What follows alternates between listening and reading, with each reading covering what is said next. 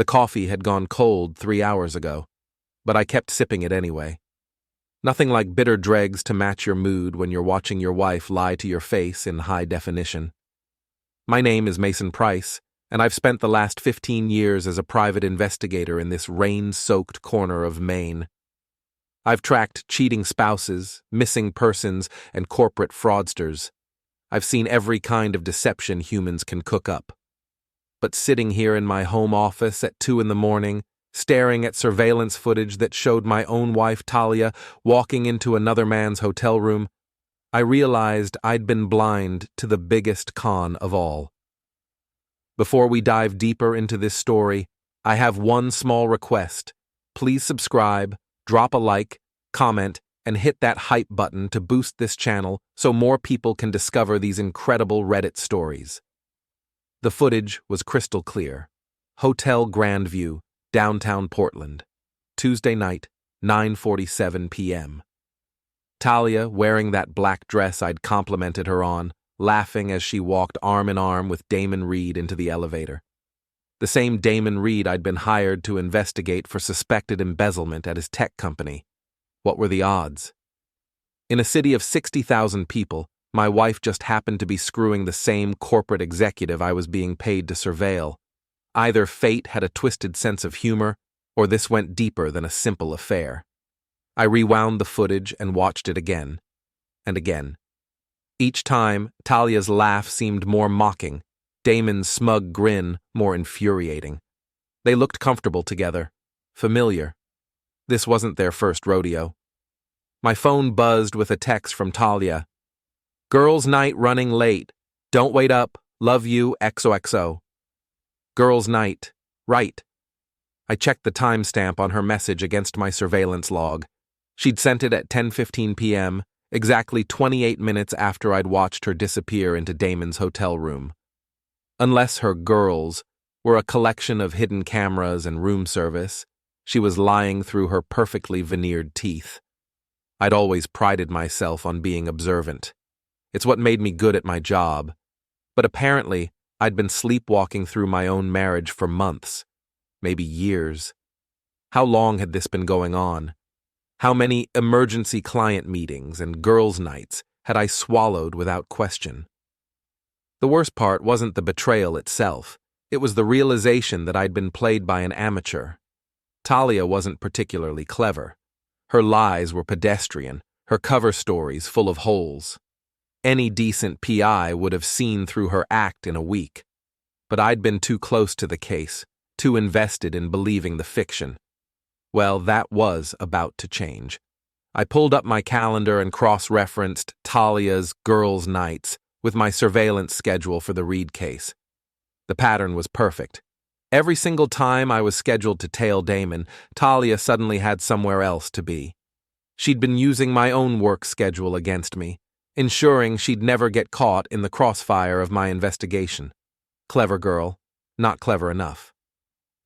I opened a new case file on my computer and labeled it Operation Cleanup. If Talia wanted to play games, she'd picked the wrong opponent. I'd spent years tracking down cheaters and liars for other people. Time to use those skills for myself. The first rule of any investigation: document everything. I started copying surveillance footage to a secure drive, organizing it by date and time. Hotel security cameras, parking garage footage, even traffic cams that had caught Talia's car heading downtown on nights she claimed to be at book club.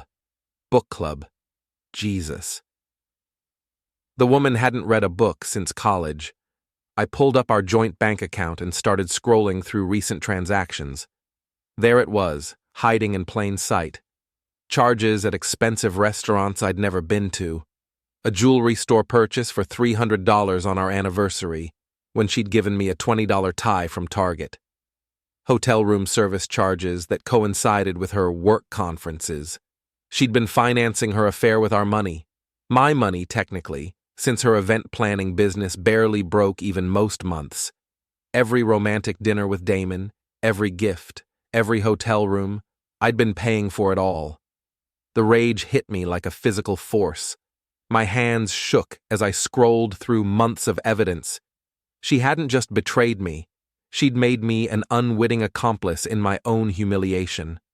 But rage was a luxury I couldn't afford right now. Rage made you sloppy, and sloppy got you caught. I needed to be smart about this. Methodical. Professional.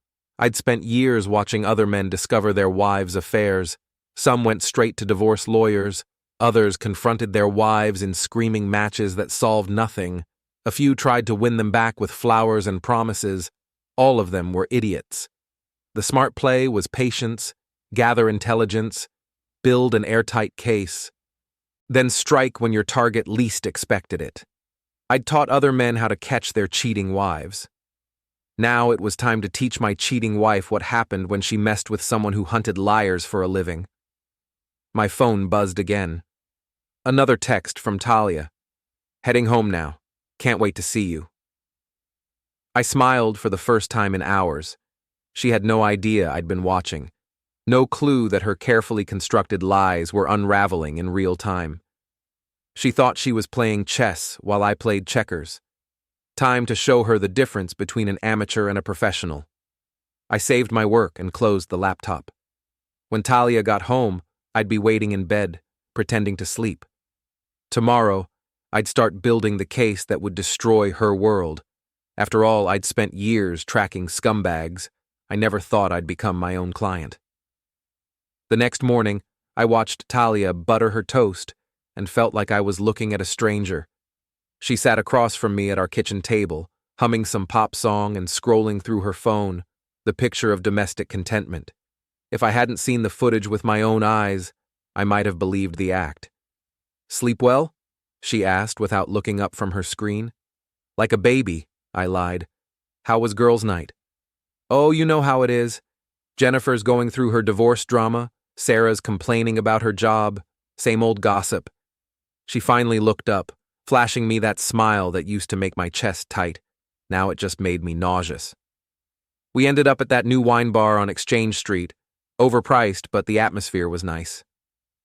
I nodded and sipped my coffee. The new wine bar on Exchange Street had closed for renovations 2 weeks ago. I'd driven past it yesterday and seen the construction barriers. She wasn't even trying anymore. "Sounds fun," I said. "I might have to check it out sometime." "You'd hate it. Too trendy for you." She stood up and kissed the top of my head. "I've got to run. Meeting with the Morrison wedding people at 10. I waited until I heard her car pull out of the driveway, then grabbed my phone and called Franklin Torres, my partner at the agency. Franklin was a 20-year veteran of the Portland Police Department who'd gone private after a knee injury ended his patrol days. He was the closest thing I had to a best friend, and more importantly, he was the most trustworthy person I knew. "Mason? It's barely 8 a.m. Someone better be gone or fading." "Neither. I need a favor, and it's personal." A pause. "What kind of personal?" "The kind where I need someone to watch my 6 while I burn my life down." Another pause, longer this time. "I'll be right over." Franklin arrived 30 minutes later with a box of donuts and a thermos of coffee that actually tasted like coffee instead of bitter water. He was a big man, 6'4" with graying hair and the kind of steady presence that made nervous clients trust him instantly. "All right," he said, settling into my kitchen chair. "Talk to me." I told him everything.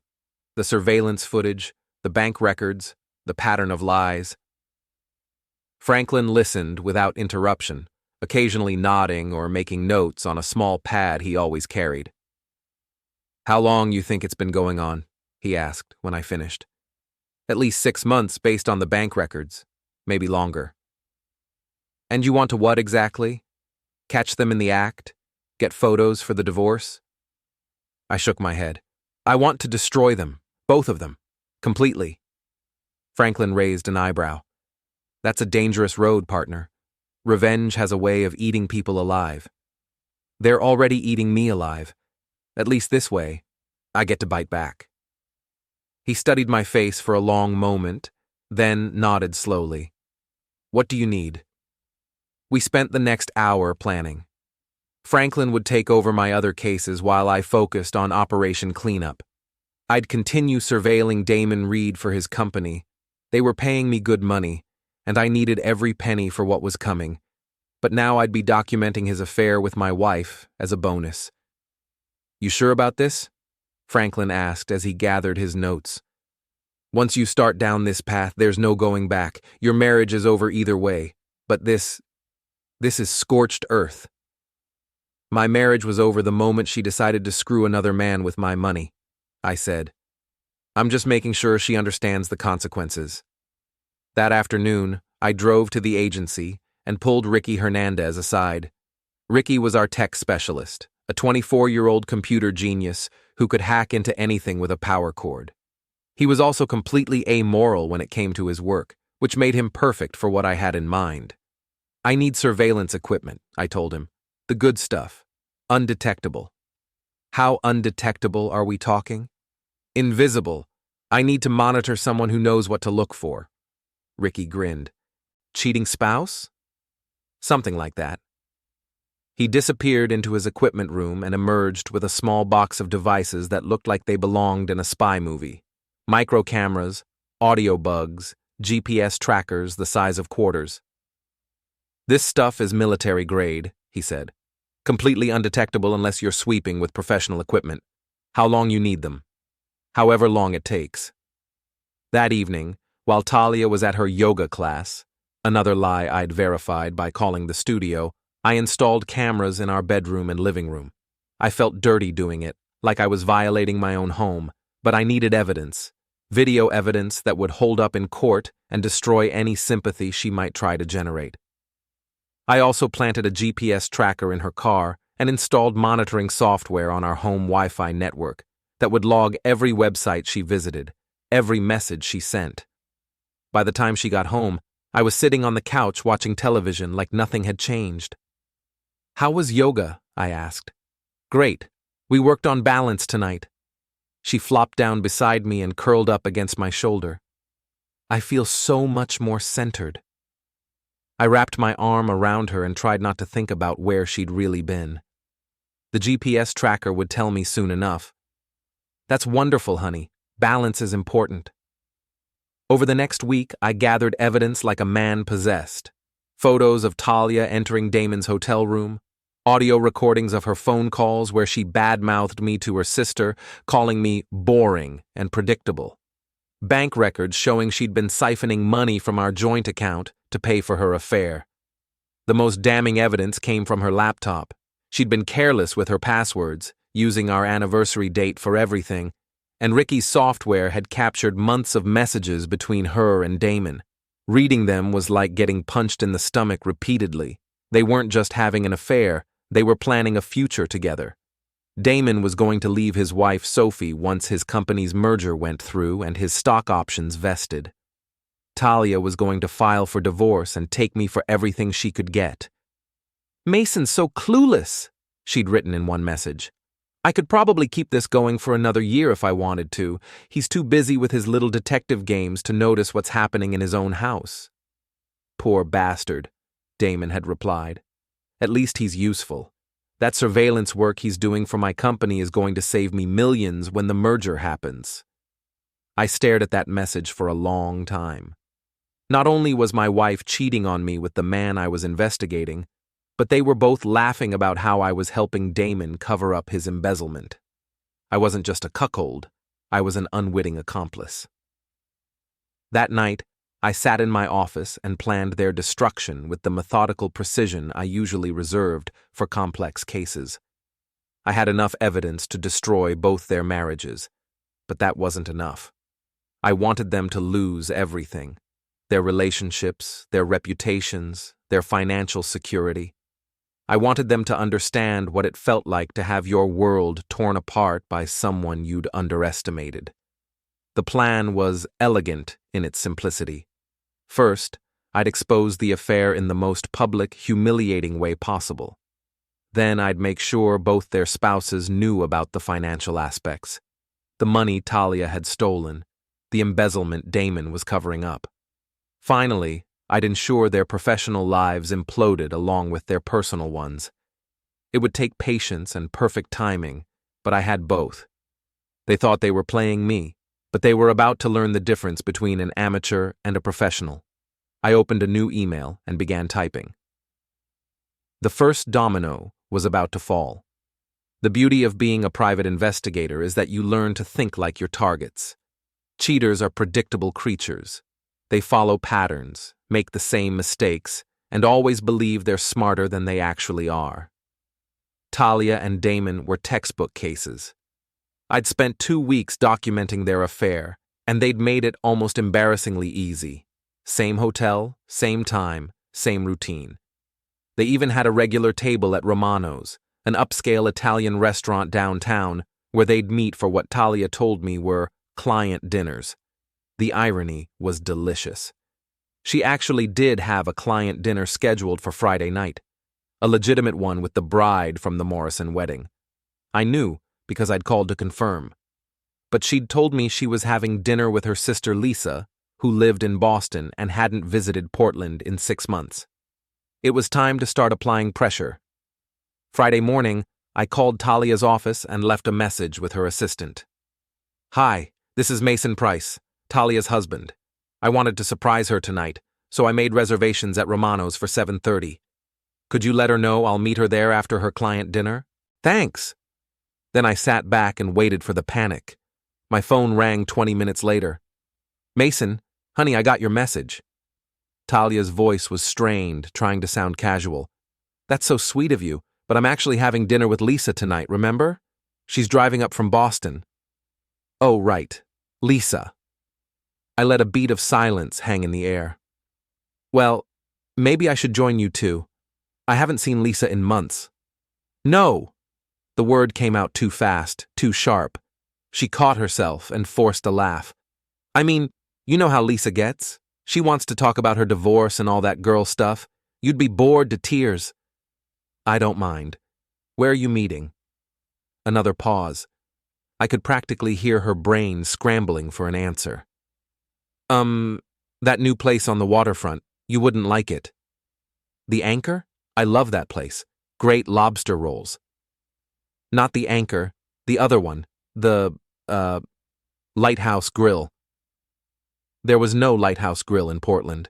She was making it up on the spot. "Sounds great. Text me the address and I'll meet you there." "Mason, really, I think... Or maybe Lisa could come to our place instead. I could cook, make a nice evening of it." The silence stretched so long I thought the call had dropped. When Talia finally spoke, her voice was small and defeated. "Actually, Lisa just texted. She's not feeling well. Rain check." "That's too bad. Maybe next time." "Yeah, maybe next time." I hung up and smiled. Round one to me. But I wasn't done. That afternoon, I drove to Romano's and had a conversation with Marcus, the maitre d'. Marcus and I had a history. I'd helped him catch an employee who was skimming from the register. He owed me a favor. "I need you to do something for me," I said, sliding an envelope across his desk. "There's a couple that comes in here regularly, Talia Pryce and Damon Reed. Tonight they'll probably have a reservation for 7:30. Marcus nodded. He knew better than to ask questions. "When they arrive, I want you to seat them at table 12, the one by the window, where everyone can see them.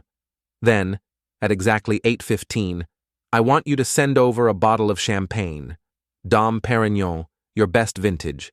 Tell them it's compliments of Mason Pryce, with a note that says, 'Congratulations on your special relationship.'"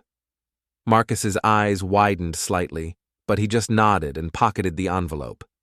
"And Marcus, make sure the whole dining room hears you deliver that message."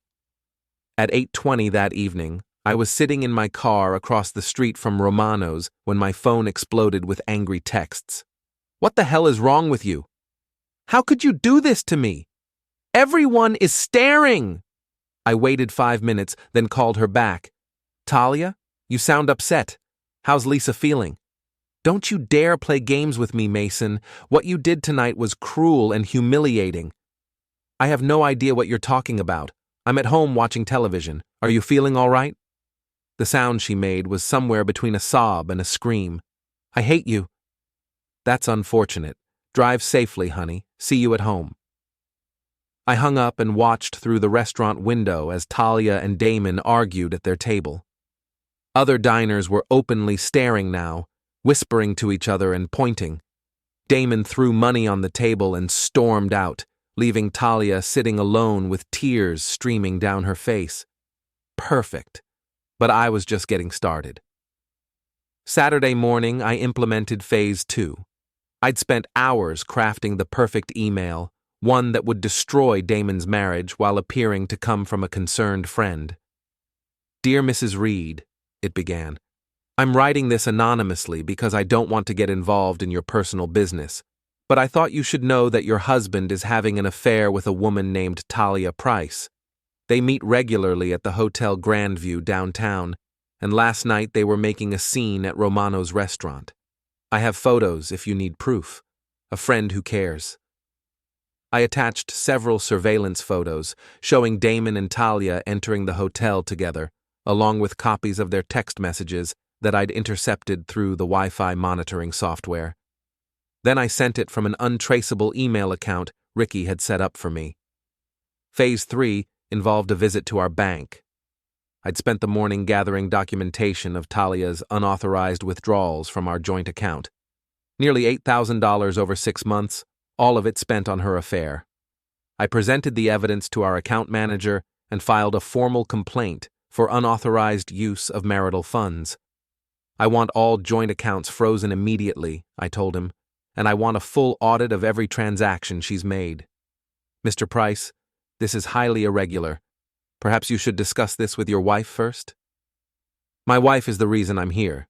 She's been stealing from our joint account to finance an extramarital affair." "I have documentation." The manager's expression shifted from confusion to professional concern as he reviewed my evidence. "I'll need to file a report with our fraud department." "You do that." By noon, every credit card and debit card tied to our joint accounts had been frozen. Talia would discover this the hard way when she tried to buy lunch. I spent the afternoon at my sister Barb's tavern, a blue-collar dive bar called Murphy's, where half the city's construction workers and dock hands drank away their paychecks. Barb was 10 years older than me, twice divorced, and had never liked Talia. "About time you figured it out," she said when I told her what was happening. "That woman's been trouble since day one." "You knew?" "I suspected. She's got that look, you know, like she's always calculating what she can get out of people." Barb poured me a whiskey and slid it across the bar. "What are you gonna do?" "Destroy her. Completely." Barb grinned.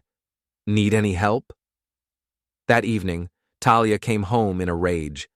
Her credit cards had been declined at lunch, her car payment had bounced, and she'd received a call from the bank about suspicious account activity. "What did you do?" she screamed the moment she walked through the door. I was sitting in my chair, reading a book like nothing had happened.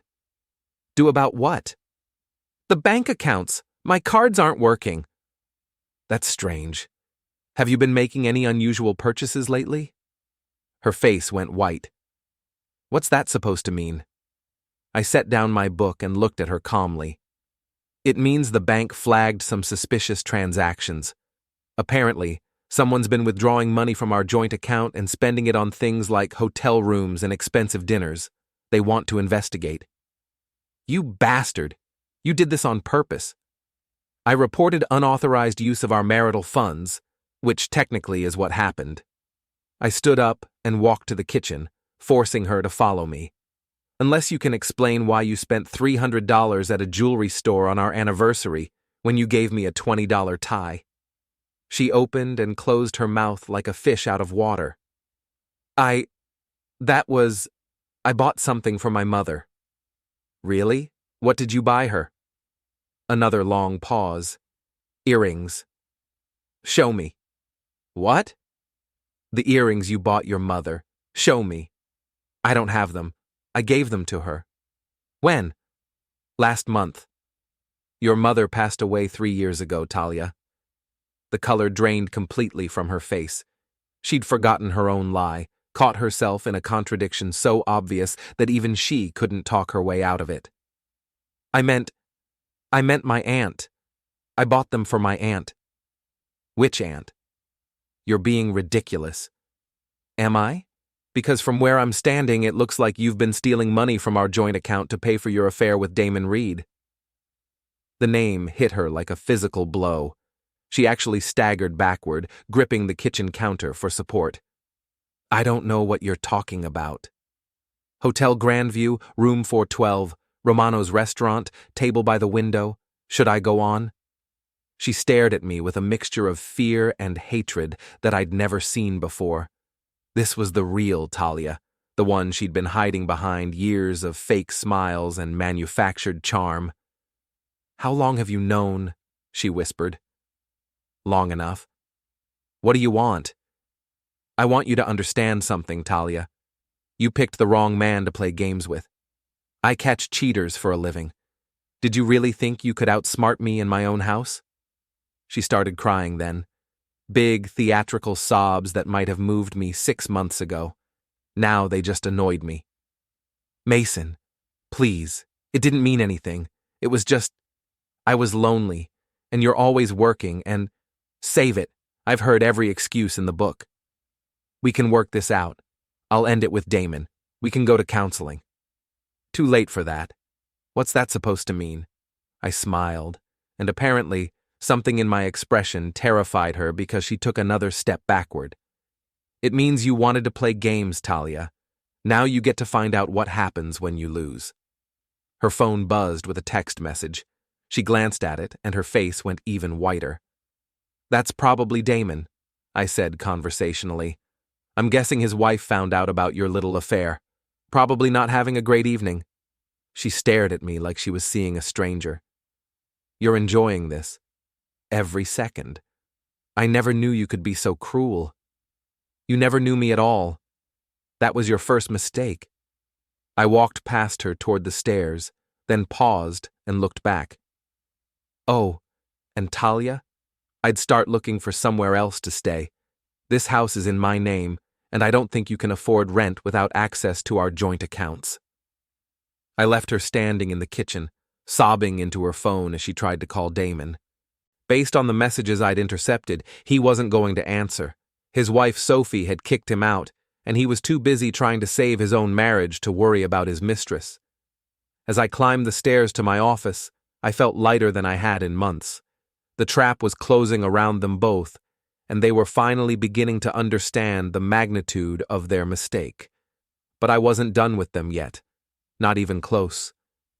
Sunday morning brought the kind of satisfaction that only comes from watching your enemies destroy themselves. I was drinking coffee and reading the newspaper when Talia stumbled downstairs, looking like she'd spent the night crying, which, based on the sounds coming from the guest bedroom, she probably had. We need to talk, she said, her voice hoarse. I'm listening.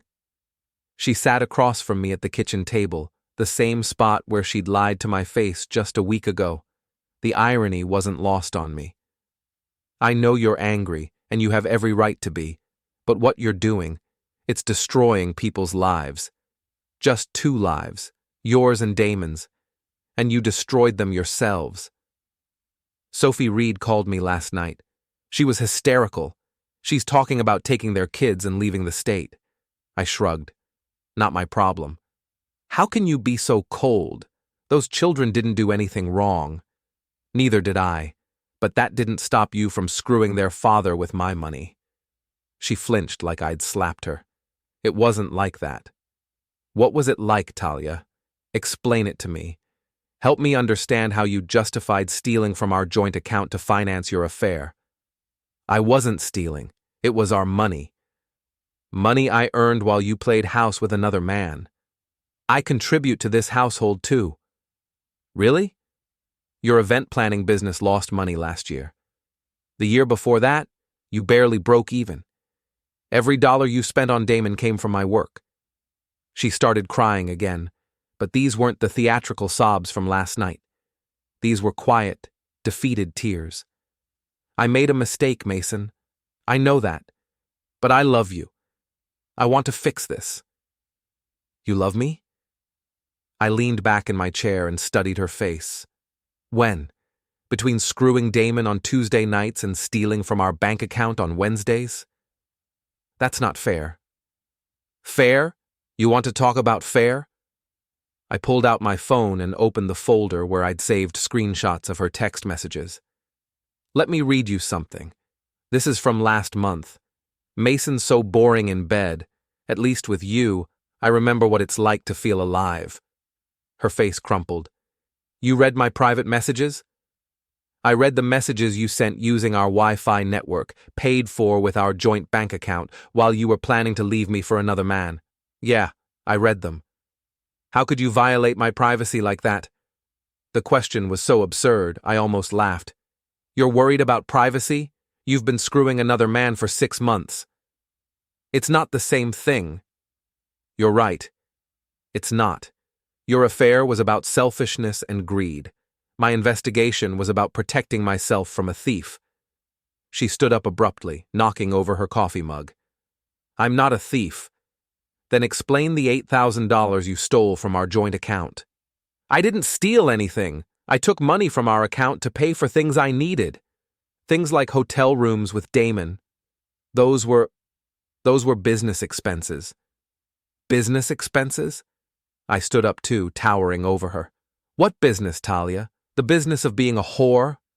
The word hung in the air between us like a physical presence. She stared at me with a mixture of shock and rage, and for a moment I thought she might hit me. I want a divorce, she whispered. Good. So do I. I want half of everything. Now I did laugh. Based on what? Your contributions to our household, your business acumen, your loyalty and fidelity? Based on 15 years of marriage? 15 years of lies, you mean? How long has this been going on, Talia? Really? She didn't answer, which was answer enough. I'll fight you, she said finally. I'll get a lawyer and take you for everything you have. With what money? Your credit cards are frozen, remember? I'll find a way. Good luck with that. Most divorce lawyers want a retainer up front. I walked to the kitchen counter and picked up a manila envelope I'd prepared the night before. Speaking of lawyers, you should probably look at this. She opened the envelope with shaking hands and pulled out a thick stack of papers. Bank statements, credit card records, hotel receipts, surveillance photos, and printed copies of her text messages with Damon. This is everything I'm giving to my attorney tomorrow morning, I said. Adultery, theft of marital assets, emotional abandonment. In Maine, that's grounds for an at-fault divorce. You can't do this. I can, and I am. You wanted to play games, Talia. Now you get to live with the consequences. She flipped through the papers, her face growing paler with each page. Some of this... How did you get some of this? I'm a private investigator, remember? It's what I do. This is illegal. You can't spy on your own wife. Actually, I can. Surveillance of a spouse using marital assets for an extramarital affair is completely legal. I checked. She sank back into her chair, still clutching the papers. What do you want from me? I want you gone, today. Where am I supposed to go? That's not my problem anymore. Mason, please. I have nowhere to go. No money, no... You should have thought of that before you decided to screw Damon Reed. My phone rang. The caller ID showed Franklin's number. Excuse me, I told Talia. I need to take this. I walked into my office and closed the door. Mason, we've got a problem. What kind of problem? The kind where Damon Reed just showed up at the agency looking for you. He's pissed off and making threats. I smiled. What kind of threats? The kind where he says he's going to sue you for harassment and invasion of privacy. Also the kind where he says he's going to kick your ass. Is he still there? Yeah. Ricky's keeping an eye on him, but he's getting more agitated by the minute. I'll be right over. I hung up and walked back to the kitchen. Talia was still sitting at the table, staring at the evidence of her affair like she couldn't quite believe it was real. I have to go out, I told her. When I get back, I want you gone. Mason, wait. Gone, Talia. Pack whatever you can carry and get out of my house. I grabbed my jacket and headed for the door, leaving her alone with the wreckage of her lies. The drive to the agency took 15 minutes, but I spent the entire time planning what I was going to say to Damon Reed. He'd made a mistake coming to my workplace. Here, I had the advantage. Here, I was the professional and he was just another cheating spouse caught in the act. I found him pacing in our small lobby, his face red with anger and what looked like a hangover. He was a tall man, well dressed in the kind of expensive casual wear that screamed corporate executive. Under normal circumstances, he probably commanded respect in boardrooms and business meetings. These weren't normal circumstances. "Mr. Reed," I said, walking into the lobby with my hands in my pockets. "I understand you wanted to see me." He spun around, his eyes wild with rage. "You snake! You destroyed my marriage." "Actually, you destroyed your marriage when you decided to screw my wife. I just documented it." "You had no right to spy on me." "I had every right. Your company hired me to investigate you for embezzlement, remember? The affair was just a bonus." His face went white. "What are you talking about?" "Come on, Damon. Did you really think I wouldn't notice the discrepancies in your expense reports?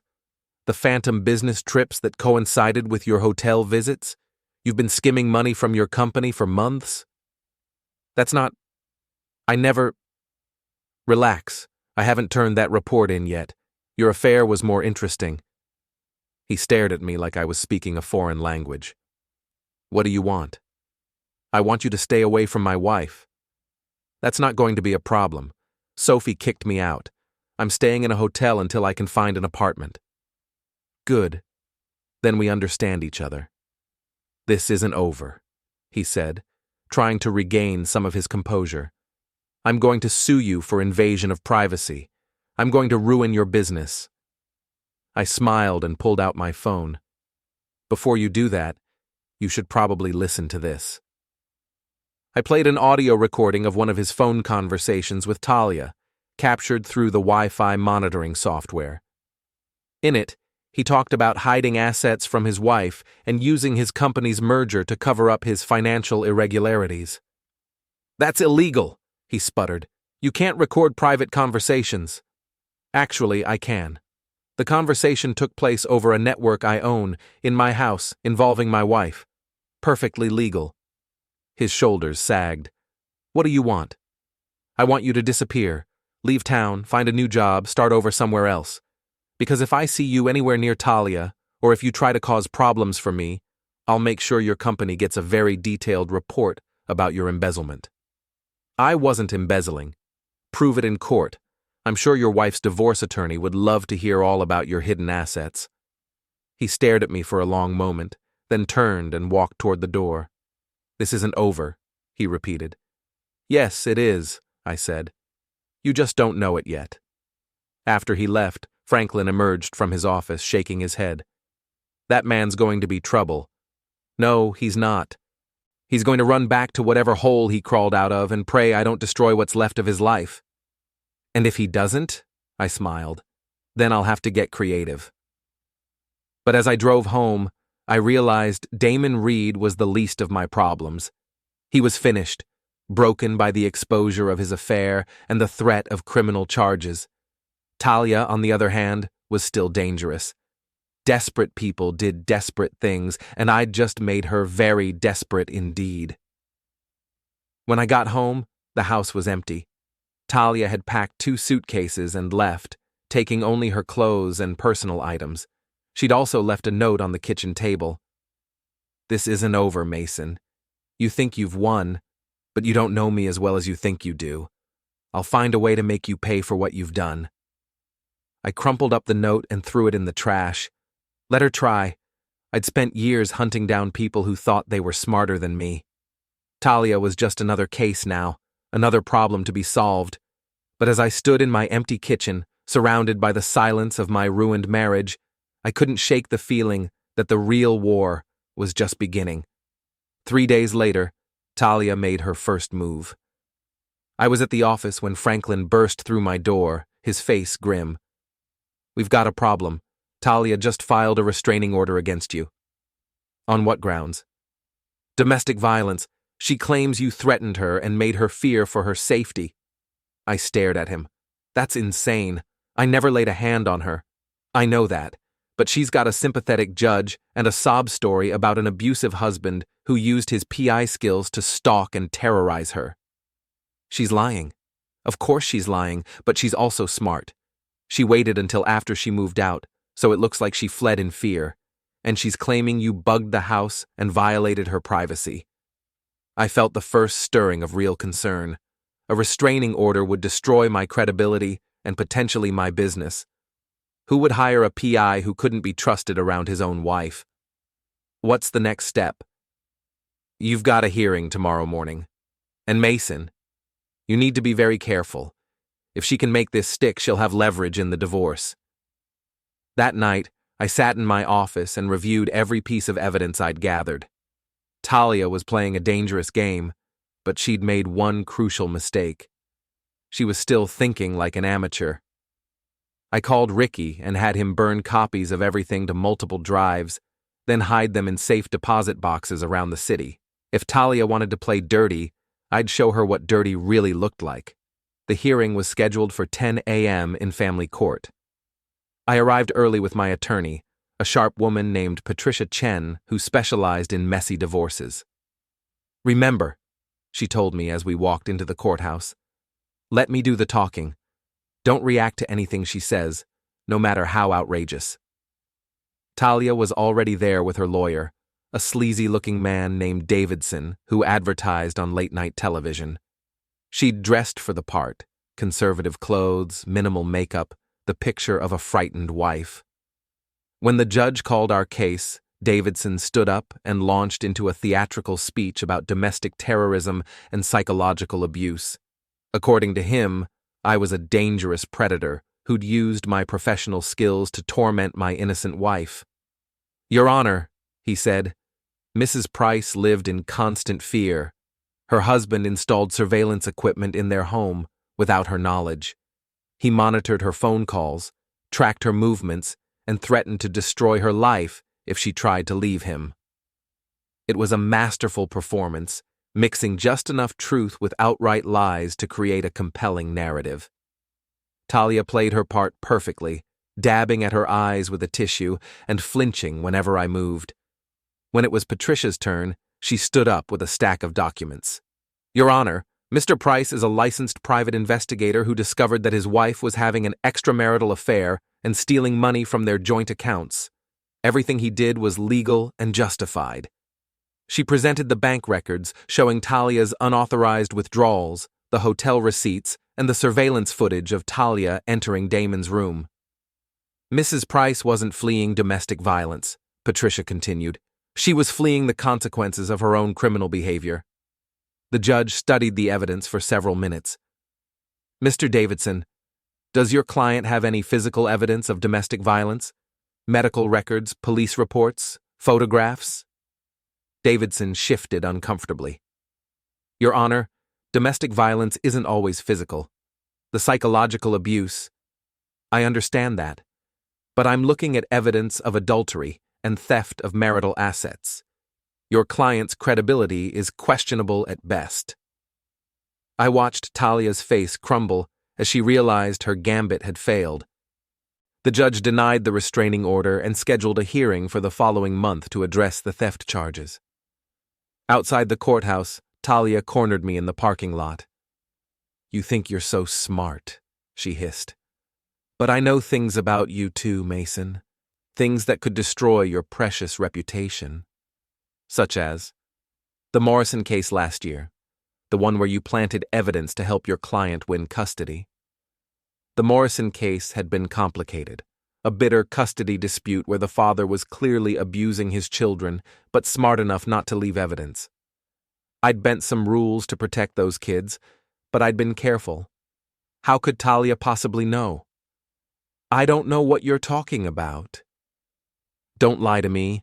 I saw the files in your office. I know what you did. She was bluffing. She had to be. But doubt gnawed at me as I drove home. That evening, I called my sister Barb and asked her to meet me at Murphy's. I needed advice, and she was the only person I trusted completely. She's desperate, Barb said after I told her about Talia's threat. Desperate people say desperate things. But what if she's not bluffing? What if she actually has something? Then you deal with it. But Mason, you can't let her hold this over your head forever. You need to end this. How? Barb smiled, and there was something predatory in her expression. The same way you've been handling everything else.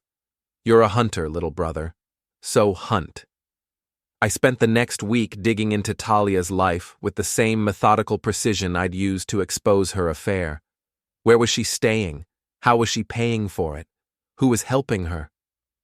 The answers were illuminating.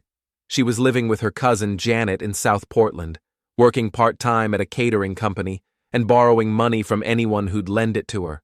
More importantly, she was still in contact with Damon Reed. The GPS tracker I'd planted in her car showed regular trips to a cheap motel on the outskirts of town. Cross-referencing with credit card records from my investigation showed that Damon was staying at the same motel. They were still seeing each other. I set up surveillance and confirmed it within 2 days. Despite everything that had happened, his ruined marriage, her financial troubles, the threat of criminal charges, they couldn't stay away from each other. It was pathetic, and it gave me the leverage I needed. I waited until they were together in his motel room, then called the front desk. "Hi, this is Detective Morrison with Portland PD," I said, disguising my voice. "We've had reports of suspicious activity in room 237, possible drug dealing. You might want to check it out." 20 minutes later, the police arrived to investigate the drug dealing report. They didn't find any drugs, but they did find a married man and woman in a compromising position. The incident report would be public record within 24 hours, but that was just the opening move. The next day, I sent copies of the police report to Damon's company, along with documentation of his embezzlement and affair. He was fired within hours. I also sent copies to the catering company where Talia was working, along with a detailed report of her theft of marital assets. They let her go that afternoon. By the end of the week, both Talia and Damon were unemployed, broke, and facing potential criminal charges. Talia called me that Friday night, her voice slurred with alcohol and desperation. "You destroyed everything," she sobbed into the phone. "My job, my reputation, my future. Are you happy now?" "Getting there. I'll fight you. I'll find a way to make you pay." "With what army? You're broke, unemployed, and facing felony theft charges. Your boyfriend just moved back to Boston with his tail between his legs. You've got nothing left." "I've still got information about the Morrison case." "No, you don't." A pause. "What do you mean?" "I mean, I checked. You never had access to those files. They were locked in my office safe, and you don't know the combination. You were bluffing." Another pause, longer this time. "You snake. You played a good game, Talia, but you were never in my league." She hung up on me. The final move came 2 weeks later.